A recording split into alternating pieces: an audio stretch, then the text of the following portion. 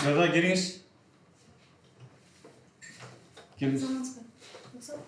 Келіңіз.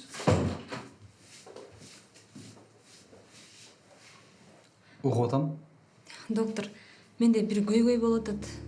Сиздин жардамыңыз керек болуп атат. Мен биринчи балам бирге чыгып калды эле да, андан кийин дагы боюм долуп калыптыр. Анан эки баламдын ортосу жакын болуп калат экен да. Анан сизге кайрылайын дедим эле ошол боюнча. Макул. А сиз мен эмне кылып беришимди каалайсыз? Боюман алдырайын дедим эле.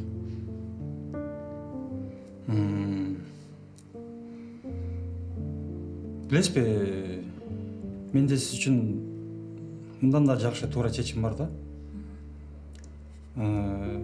Ошол менен бирге сиздин ден соолугуңузга да коопсуздук болот. Мен айтайын деген сунушум мындай. Тиги балдардын карабаш үчүн, чогуу карабаш үчүн колуңуздагы эле баланы өлтүрбөйлү. Кандай дейсиз? Анан экинчи балаңыз төрөлгөнгө чейин бир аз эс алып алсаңыз болот.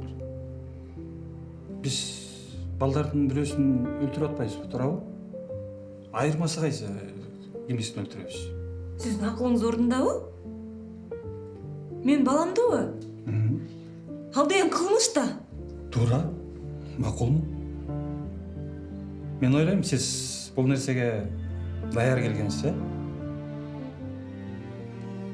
Ошондуктан айырмасы кайсы? Кимисин тандайбыз? Тигиниби же мунубу?